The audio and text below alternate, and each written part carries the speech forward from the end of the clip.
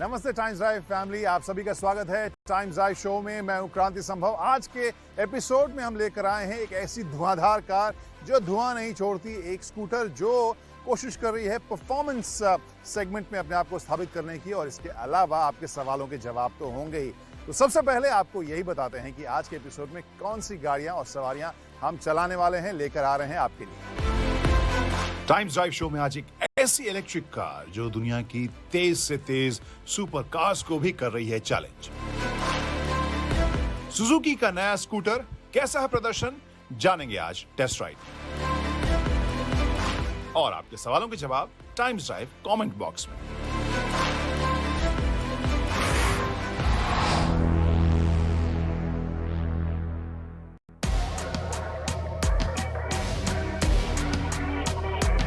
Electric cars का जो discussion होता था, इंस्टेंटेनियस टॉक से बात शुरू होती थी, किसी टेक गिमिक के बारे में बात होती थी, ऊटपटांग या बहुत ही रेडिकली डिफरेंट लुकिंग प्रोडक्ट के बारे में बात होती थी। लेकिन आज की तारीख में जो डिस्कशन के पॉइंट्स हैं वो बहुत बदल गए हैं। थोड़े दिन पहले पोर्शा की टायकान हम लेकर आए थे और वहां पे बात केवल परफॉर्मेंस की चल रही थी। पोर्शा की जो लिनियज है, उसके जो हेरिटेज है, वो उस गाड़ी में आ रही है कि नहीं, और वैसी ही कहानी होने वाली है ऑडी की इस ई-ट्रॉन जीटी के साथ भी। क्यों? क्योंकि जीटी का मतलब क्या है?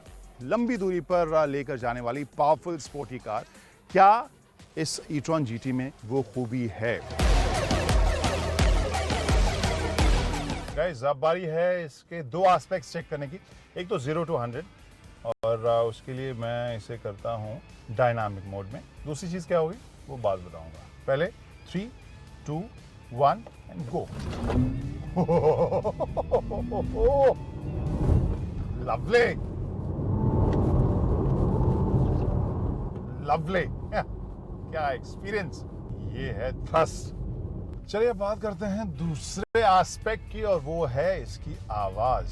फिलहाल तो एक्सीलरेट कर रहा हूं तो टायर की आवाज तो खूब आ ही रही है, लेकिन जब इसे एक्सीलरेट करते हैं तो कैसी आवाज आती है।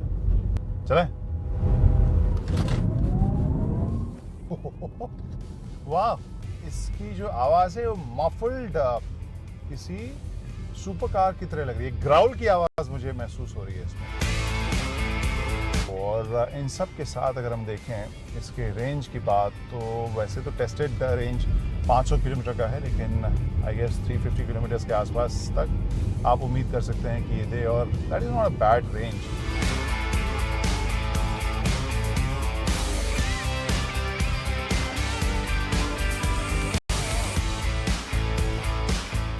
वैसे जैसा मैंने कहा, सबसे पहले इसके परफॉर्मेंस की ही बात करेंगे, क्योंकि जो कहानी शुरू हो रही है वो इस रोड से नहीं बल्कि BIC से शुरू हो रही है, जहाँ पर मैंने इस कार को पहली बार चलाया था, और वहाँ पे इसका जो परफॉर्मेंस था वो मुझे काफ़ी इम्प्रेसिव लगा था। सबसे पहली बात अगर मैं कहूँ तो वो हैंडलिंग वाला एस्पेक्ट था इसका। ऑब्वियसली 2 टन से ज़्यादा इसका वज़न है, ऑलमोस्ट 2.25 टन का वज़न है। इलेक्ट्रिक कार है, लो है, लेकिन जो इसका वजन है उस हिसाब से जो सस्पेंशन का सेटअप है वो भी थोड़ा ज़्यादा रिजिड होना चाहिए। ओवरऑल डायनामिक्स के मामले में हम कई बार देखते हैं कि इन कार्स में थोड़े बहुत कॉम्प्रोमाइज़ेस हमें देखने को मिलते हैं। लेकिन अगर मैं इस कार की बात करूं, जिस तरीके से BIC ट्रैक के ऊपर ये चिपक के चल रही थी, इसकी हैंडलिंग ने मुझे काफ़ी इम्प्रेस किया था। ताकतवर भी है, तेज तर्रार भी है। सबसे पहले तो आपको बताएं, ये कलर मुझे काफ़ी पसंद आ रही है। ये आर्मी ग्रीन टाइप की जो कलर है इस ई-ट्रॉन जीटी की, आई रियली लाइक इट। साथ में जो कॉम्बिनेशन ये पियानो ब्लैक फिनिश के साथ जो यहाँ देखने को मिल रहा है वो भी काफ़ी कूल इसे बना रहा है। लेकिन ओवरऑल अगर हम लुक की बात करें, काफ़ी ये स्टांस आपको स्पोर्टी, काफ़ी लो और काफ़ी शार्प देखने को मिलेगा।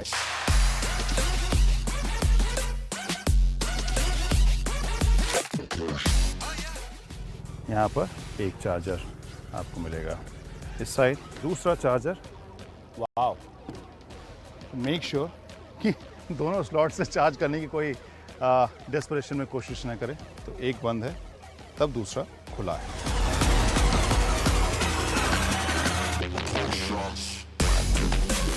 गाइस, ऑडी ई-ट्रॉन जीटी के अंदर की कहानी शुरू करते हैं। यहाँ कुछ एक चीज़ें नई लेंगे, कुछ एक चीज़ें ट्रेडिशनल या थोड़ी सी प्रेडिक्टेबल लेंगी, और कुछ एक फीचर्स जो मुझे काफ़ी अच्छे लग रहे हैं और कुछ एक फीचर्स जो मुझे उतने अच्छे नहीं लग रहे हैं। सबसे पहले इस डैश के डिज़ाइन को देखें। यहाँ आपको एक फेमिलियरिटी भी लगेगी कि हाँ ऑडी की फील के साथ आपको स्टीयरिंग व्हील उसी डिज़ाइन में आपको देखने को मिल रहा है। लेकिन जो डैश का बाकी डिज़ाइन है वो ड्राइवर सेंट्रिक बनाया गया है और साथ में फील आपको इसमें आ रही है कि हाँ काफ़ी एजी है, काफ़ी शार्प है। वो मुझे काफ़ी इंटरेस्टिंग लग रहा है। मामला जो है पूरा एसिमेट्रिक यहाँ नज़र आ रहा है, लेकिन ये जो बीच का सरफेस है जहाँ पर ई-ट्रॉन की बैजिंग भी है, ये मुझे काफ़ी कूल लग रहा है। फिर आया इंफोटेनमेंट स्क्रीन। ये भी आपको फेमिलियर ऑडी वाली फील देगा। ओवरऑल वही radio, media, telephone, navigation, phone apps, car, favourite settings वगैरह आपको यहाँ देखने को मिल रहे हैं। रिस्पॉन्सिव है, शार्प है, जो विजिबिलिटी है वो भी काफ़ी अच्छी है। कार वाले सेटिंग में जाएंगे तो आप देख सकते हैं कि अलग अलग ड्राइव मोड को आप सेलेक्ट कर सकते हैं। एफिशिएंसी है, कंफर्ट है, डायनामिक है, इंडिविजुअल है। इसके अलावा यहाँ आपको एक बटन मिलेगा रेज का और लो करने का, यानी एयर सस्पेंशन को आप यहाँ से इस बटन से कंट्रोल कर सकते हैं। कार की हाइट को ऊपर या नीचे कर सकते हैं।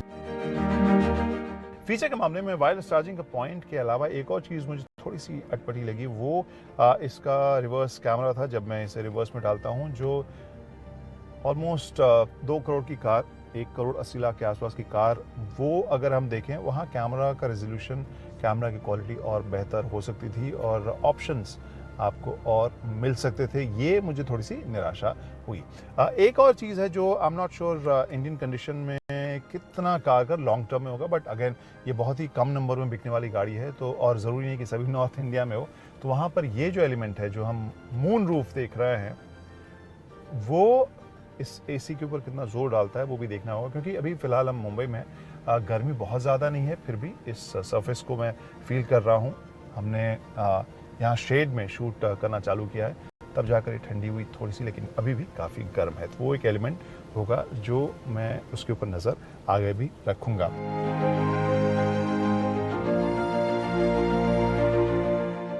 तो यहाँ पर देखकर सबसे पहली चीज़ तो शायद आपने नोटिस की होगी कि अगर आपकी हाइट 6 फीट से ज़्यादा है, 6 फीट 2, 6 फीट 3, तो फिर हेडरूम का मामला तो आपके लिए काफ़ी ज़्यादा कम हो जाता है और यहाँ सीधा सर जो है आप इस रूफ से टच होते हुए महसूस करते हैं। दूसरी चीज़ जो इलेक्ट्रिक कार्स की सच्चाई होती है, नीचे आप सभी बैटरी इसमें फिट हुआ है तो फ्लोर थोड़ा सा ऊंचा तो रहता है, तो थाई सपोर्ट शायद थोड़ा आपको कम लगे। इस सेगमेंट, इस बजट की कार्स की अगर सेकेंड रो हम कंफर्ट की बात करें, उस हिसाब से थाई सपोर्ट थोड़ा आपको कम लगेगा। अदरवाइज जो नी रूम है वो मैंने इस सीट को मैंने अपने हिसाब से सेट किया था, उस हिसाब से अगेन 6+, 6'1", 6'2", 6'3 की अगर हाइट है तो फिर आपको कम लगेगा। अगर एवरेज इंडियन हाइट है तो नी रूम आपको ठीक लगेगा। यहाँ पे ट्रिपल जोन क्लाइमेट कंट्रोल दिया गया, जिसका मतलब ये है कि इस रो के लिए आप अलग से टेम्परेचर सेट कर सकते हैं।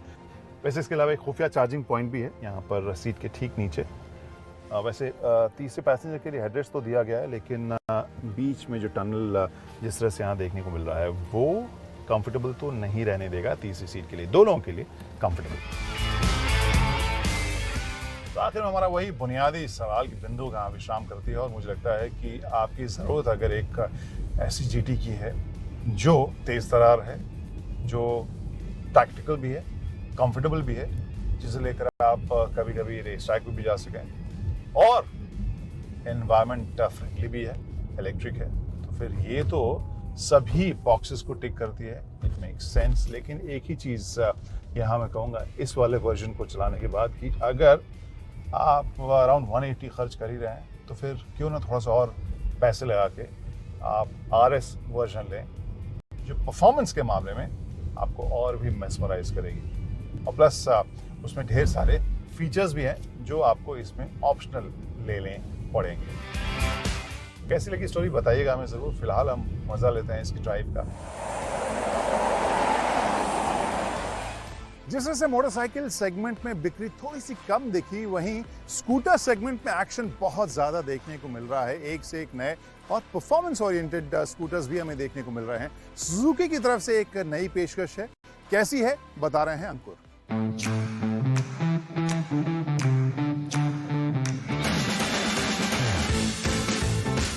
फर्स्ट इंप्रेशन की बात करें इस एवरेस्ट को लेकर तो शार्प एजेस लग रहे हैं, स्मार्ट लग रहा है देखने में, लेकिन कंपटीशन के मुकाबले कुछ सिमिलैरिटीज भी डिजाइन में देखने को मिल रही हैं। नमस्कार, स्वागत है आप सभी का। मैं हूं अंकुर तनेजा और ये है सुजुकी का नया एवरेस्ट जो हाल ही में सुजुकी ने लॉन्च किया था। शुरुआत करते हैं इस एवेनिस के लुक से। फ्रंट लुक की बात करें तो sharp lines, sharp edges throughout front look में देखने को मिल रही है। शार्प एलिमेंट, जो शार्प डिज़ाइन फिलॉसफी है, पीछे तक जाती हुई दिखती है। एंड टेल लैंप्स यहाँ पे स्प्लिट दिए गए हैं और ये भी एलईडी मिलते हैं। फ्यूल कैप जो है एक्सटर्नल दिया गया है, लेकिन फंक्शनल के तौर पर कहूँ तो यहाँ पे अगर आप की स्लॉट करेंगे तभी ये खुलेगा।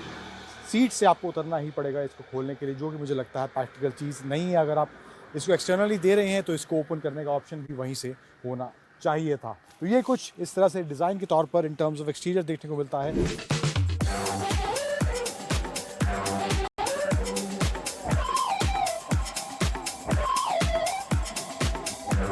तो यहाँ पे राइट साइड में ये स्विच दिया गया है, इग्निशन स्विच है यहाँ पे। एंड लेफ्ट साइड में high beam, low beam, indicators and horn का स्विच दिया गया है। स्क्रीन जो दिया गया है ब्लैक एंड वाइट है, जो कि ब्लूटूथ कनेक्टिविटी के साथ आता है। इसमें आपको एवरेज फ्यूल इकॉनमी दिखा रहा है। अभी जो फिलहाल जितना भी हमने चलाया है, 2-3 घंटे के आसपास मैंने इसको चलाया, तो 32.9 किलोमीटर पर लीटर की माइलेज दिखा रहा है, जो कि मेरे हिसाब से सेगमेंट में जो स्कूटर्स हैं उनके हिसाब से अच्छी माइलेज इसमें ये दे रहा है। एंड टेम्परेचर बार दिया गया है, ऊपर फ्यूल गेज है एंड इधर आपको यहाँ पे स्पीडोमीटर देखने को मिलेगा। इसके अलावा नीचे आए तो स्पेस के मामले में काफ़ी प्रैक्टिकलिटी इसमें देखने को मिल रही है। राइट साइड में भी यहाँ पे स्पेस दिया गया है एंड इधर भी छोटा सा एक ग्लव बॉक्स दिया गया है। इसमें यहाँ पे USB चार्जिंग पॉइंट भी दिया गया है एंड काफ़ी डीप है ये, अच्छा सामान आप इसमें यहाँ पे रख सकते हैं। फिर आते हैं इसकी बूट स्पेस पर, तो ये कुछ यहाँ पे बूट स्पेस देखने को मिलेगा। फुल साइज हेलमेट इसमें आप नहीं रख पाएंगे, हाफ फेस हेलमेट इजीली आ जाएगा, बट ठीक ठाक स्पेस यहाँ पर इस सुजुकी के एवेनिस के बूट में देखने को मिल रहा है।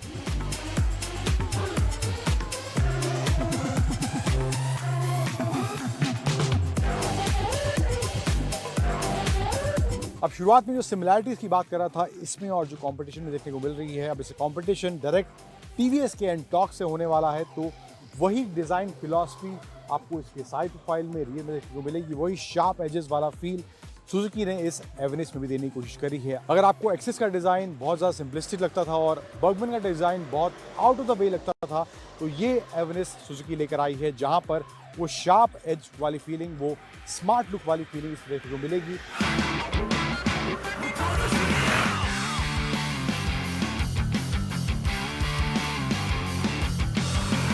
अब इस सुजुकी एवेनिस का राइड कैसा है, चलाने में कैसा है, परफॉर्मेंस कैसा है, उसकी बात करते हैं। पहले इसके इंजन के नंबर्स पर नजर डालते हैं। 125 सीसी का इंजन है, 4 stroke single cylinder air cooled engine है और CVT ट्रांसमिशन इसमें देखने को मिलता है। पावर फिगर्स की बात करें तो 8.58 bhp पावर जनरेट करता है एट 6750 RPM और टॉर्क जनरेट होता है मैक्स 10 न्यूटन मीटर का एट 5500 RPM। ग्राउंड क्लियरेंस की बात करें तो 160 mm का ग्राउंड क्लियरेंस है और सीट हाइट है 780 mm। वेट की बात करें तो कर्ब वेट जो इसका है वो है 106 kg। फ्यूल टैंक कैपेसिटी है 5.2 लीटर्स की। अब शुरुआती एक्सीलरेशन जो है वो काफ़ी अच्छा मुझे इसको चलाने के दौरान लगा एंड शुरुआती पिकअप काफ़ी अच्छा इस स्कूटर में देखने को मिलता है। तो वो एक्साइटिंग वाला लेवल शुरुआत से ही मेरा इस स्कूटर के साथ चलाने के दौरान बना रहा। उसके बाद 80-90 की स्पीड ये स्कूटर आसानी से टच करता है। वहाँ तक ले जाने में इस स्कूटर में कोई भी झिझक मुझे महसूस नहीं हुई। थोड़ा मुझे लगा राइड और हैंडलिंग थोड़ा बेटर हो सकता था जब मैं इसको तेज़ रफ्तार में चला रहा था, तो वहाँ पर मुझे लगा वो जो 12 इंच वाला टायर अगर इसमें पीछे दिया होता तो बेटर राइड एंड हैंडलिंग वो इसका प्रोवाइड करा सकता था। फिर आते हैं कंफर्ट लेवल और सस्पेंशन सेटअप कैसा है। तो फ्रंट में टेलीस्कोपिक फोक्स हैं, रियर में मोनोशॉक दिया गया है एंड सीट भी काफ़ी कंफर्टेबल देखने को मिलती है। सस्पेंशन सेटअप भी काफ़ी अच्छे से, चाहे अचानक गड्ढे आते हैं सड़कों में या अचानक स्पीड ब्रेकर मैं फेस कर रहा था तो वहाँ पर भी काफ़ी अच्छे से ये उनको एब्जॉर्ब कर पा रहा था। ब्रेकिंग भी इसकी प्रिसाइज सटीक है। फ्रंट में डिस्क ब्रेक है, रियर में ड्रम ब्रेक दिया गया है, तो वहाँ पर भी ब्रेकिंग को लेकर मुझे कोई दिक्कत इस सुजुकी के एवेनिस के साथ महसूस नहीं हुई।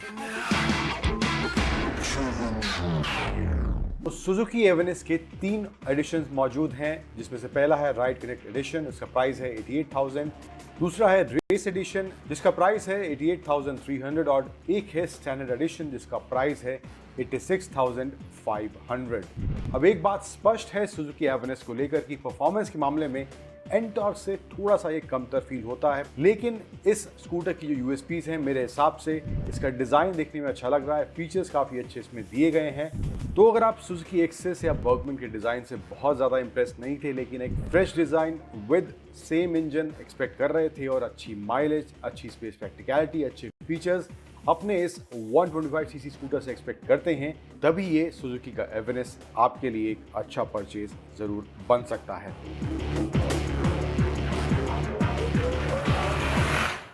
राजस्थान शो में एक छोटा सा ब्रेक लेते हैं। आपके सवाल अगर हैं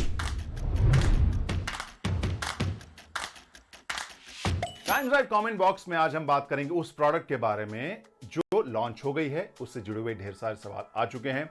एक प्रोडक्ट जो आने वाली है, शायद उसके बारे में उत्सुकता काफी है, बलिनो सीएनजी। और इसके अलावा बात करेंगे उस ब्रांड की जो अब हिंदुस्तान में नहीं है। शुरुआत करते हैं उसी के सवाल के साथ। तारा का सवाल है कि क्या निसान ने डैटसन ब्रांड को इंडिया में बंद कर दिया है? तो अब ऑफिशियली जो खबर आ गई है उस हिसाब से आपको बता दें कि निसान ने डैटसन को इंडिया से बंद कर दिया, हटा दिया है। और ये ब्रांड के बारे में सवाल काफी चल रहे थे कुछ दिनों से कि क्या डैटसन ब्रांड अब बंद होने वाली है, लेकिन निसान बार बार मना कर रही थी कि नहीं, हम इस ब्रांड को हिंदुस्तान में जिंदा रखेंगे। लेकिन ऑफिशियली अब ऐलान हो गया है और एक बार फिर से हम उसी मुद्दे पर सोचते हुए, बात करते हुए नजर आ रहे हैं कि कई विदेशी कंपनियां हिंदुस्तानी कस्टमर्स को ठीक से पढ़ नहीं पाती हैं और उनके वैल्यू फॉर मनी के कॉन्सेप्ट को वो सस्ती कार के तौर पर देखती हैं और कई बार वो बैकफायर करता है, चाहे हमने शेवरले के केस में देखा है या फिर डैटसन के केस में देखा है। और एक बार फिर से सवाल सभी कंपनियों के सामने जरूर उठ गया है कि हिंदुस्तानी customers value for money product किसे कहते हैं? क्या केवल सस्ती कारों को देखकर वो खुश होंगे? तो अभी तक जो हमारे पास केस स्टडीज हैं उससे साफ लगता है कि केवल सस्ती कार आप देना चाहें इंडियन कस्टमर्स को तो वो खुश नहीं होंगे, सेटिस्फाई नहीं होंगे। अब बात करते हैं बलिनो की। हाल में उसे हमने टेस्ट ड्राइव किया था, उसके वीडियो को उम्मीद है कि आपने देखा होगा, टेस्ट ड्राइव रिपोर्ट हमारी। अब उसके सीएनजी अवतार के बारे में सवाल है आदर्श का कि क्या सीएनजी अवतार में बलिनो आ रही है और क्या उसके लिए इंतजार करना सही होगा? तो अभी तक जो अनाधिकारिक अनऑफिशियल जानकारियां आ रही हैं उस हिसाब से तो लग रहा है कि सीएनजी अवतार में बलिनो आएगी। आपको याद होगा पिछली बार जब हमने इंटरव्यू किया था मारुति सुजुकी के टॉप मैनेजमेंट के साथ, तो वहां पर साफ उन्होंने कहा था कि सीएनजी के ऊपर जोर दे रहे हैं। तो उम्मीद है कि इस प्रीमियम हैचबैक में भी आपको जल्द सीएनजी का अवतार मिलेगा। और आप सवाल पूछ रहे थे क्या इंतजार करना चाहिए, क्या वो सेफ होता है? तो अगर आप ऑफिशियल या जो कंपनी फिटेड सीएनजी है वो आप जरूर ले सकते हैं और वहां पे इंतजार करना भी बनता है, किफायती गाड़ी होगी। इरशान खान का सवाल है कि हिंदुस्तान में फ्लेक्सी फ्यूल वाले जो इंजन होंगे उससे लैस गाड़ियां कब आएंगी और क्या बेहतर होंगी ये गाड़ियां? तो अभी तक जो हम देख रहे हैं मार्केट से रिएक्शन, उस हिसाब से इरशान हम आपको ये बता सकते हैं कि सभी कंपनीज इसके ऊपर काम कर रही हैं। गवर्नमेंट ने जो नोटिफिकेशन दिया है, जो गाइडलाइन दिया है, उस हिसाब से 20% या 25% हम इथेनॉल मिक्सिंग की अगर बात कर रहे हैं तो वो हासिल करना बहुत मुश्किल नहीं होगा कंपनीज के लिए। कुछ एक पार्ट पुर्जे बदलने होंगे, लेकिन फिलहाल जो सवाल उठ रहा है वो ये कि अवेलेबिलिटी उस फ्यूल की कैसी होगी। तो ये थोड़ा सा टाइम टेकिंग प्रोसेस है, इसके ऊपर हम नजर रखेंगे। लेकिन ये जरूर कह सकते हैं कि फ्लेक्सी फ्यूल के जो एक्सपेरिमेंट्स हैं वो सफल हुए हैं और जिस हिसाब से पेट्रोल डीजल की कीमतें हैं या आने वाले वक्त में ऑल्टरनेटिव फ्यूल की बात हो रही है, वहां पे मुझे लगता है कि सभी कंपनीज, चाहे वो इलेक्ट्रिक व्हीकल्स हों, हाइब्रिड हों या फ्लेक्सी फ्यूल्स हैं, उसके ऊपर वो काम जरूर कर रहे हैं। R&D हो रहा है क्योंकि किसी को ये नहीं पता कि 100% परफेक्ट फ्यूल कौन सा होगा आने वाले वक्त के लिए। तो कोशिश सभी कर रहे हैं और मुझे लगता है कि ये इंजन काम करने वाले होंगे। और अब बात मारुति सुजुकी XL6 की। कंपनी ने ऐलान कर दिया है नए XL6 का कीमतों के बारे में हमें जानकारी मिल गई है। तो हमारे सभी दोस्तों ने, दर्शकों ने जो सवाल भेजा था उनके जवाब के लिए हम ये सारा डेटा लेकर आए हैं। आपको बताएं कि नए XL6 की कीमतें कैसी हैं और उसमें क्या आपको नए फीचर्स देखने को मिलेंगे। अखिल का सवाल था XL6 के ऊपर क्या अपडेट है। द सिंगलास का सवाल था कि XL6 सीएनजी अवतार में वो देखने को उत्सुक हैं, खरीदना चाहते हैं। नितिन का सवाल है कि कितने एयरबैग्स नए XL6 में आएंगे। तो सबसे पहले आपको बताएं कि XL6 का चेहरा बदला गया, फ्रंट ग्रिल बदला गया है और अब ये अलग फ्रेश दिख रही है। इसके अलावा आपको बताएं कि नए क्रोम बार आपको टेलगेट पे नजर आएंगे। 16 इंच का डुअल टोन अलॉय व्हील्स मिलेगा। नए डुअल टोन कलर ऑप्शंस आपको 3 मिलेंगे, सिल्वर, ब्राउन और रेड, ब्लैक रूफ के साथ। 4 एयरबैग्स होंगे, ESP भी होगा, हिल होल्ड एज स्टैंडर्ड। इसके अलावा 360 डिग्री कैमरा भी मिलेगा और टायर प्रेशर मॉनिटरिंग सिस्टम भी आपको इसमें देखने को मिलेगा। और जो खास बात है वो है 1.5 लीटर डुअल जेट इंजन आपको इसमें देखने को मिलेगा स्टार्ट स्टॉप टेक्नोलॉजी के साथ। 103 हॉर्स पावर की ताकत है, 136 न्यूटन मीटर का टॉर्क होगा और ये आंकड़े चाहे हॉर्स पावर हो या टॉर्क, दोनों में थोड़ी सी बढ़ोतरी आपको नजर आएगी। एक और इंटरेस्टिंग अपडेट ये है कि 6 स्पीड आपको ऑटोमेटिक ट्रांसमिशन इसमें देखने को मिलेगा, वो भी पैडल शिफ्टर्स के साथ और हाँ वेंटिलेटेड सीट्स भी। तो फीचर्स की लिस्ट यहाँ पर अब मारुति सुजुकी की गाड़ियों में भी आपको लंबी होती नजर आ रही है। कनेक्टेड फीचर्स जो हाल में बलिनो में देखे थे हमने, वो इसमें भी आपको देखने को मिलेंगे। 7 इंच टच स्क्रीन आपको इसमें देखने को मिलेगा। अगर हम कीमतों की बात करें तो यहाँ जो शुरुआत हो रही है कीमत, तो 11,29,000 से शुरू हो रही है जीटा वर्जन मैनुअल ट्रांसमिशन के साथ, और वहीं जो ऑटोमेटिक ट्रांसमिशन है वो 12,79,000 यानी 12.79 लाख से शुरू हो रही है 6 स्पीड ऑटोमेटिक ट्रांसमिशन XL6। जो टॉप एंड है मैनुअल ट्रांसमिशन के साथ वो 13,05,000 है, और जो टॉप एंड है ऑटोमेटिक ट्रांसमिशन के साथ वो 14,55,000 रुपए नई XL6 के लिए। तो इन सभी जानकारियों को देखकर क्या लग रहा है आपको? नई XL6 जो मारुति सुजुकी की MPV में पकड़ है उसे और मजबूत करेगी? हमें कमेंट करके जरूर बताइएगा, और अगले कमेंट बॉक्स में कोशिश करेंगे उन सभी सवालों और कमेंट्स को शामिल करने की। तो हमारी कोशिश रहती है कि न सिर्फ एंथुजियास्ट जिन्हें कार और मोटरसाइकिल में दिलचस्पी है उनके लिए प्रोडक्ट्स लाएं, बल्कि जो खरीदारी करना चाह रहे हैं उनके कंफ्यूजन को भी दूर करें। और ऐसा ही एक और एपिसोड होगा अगले हफ्ते। तब तक के लिए पूरी टीम को दीजिए इजाजत। Bye bye, drive safely.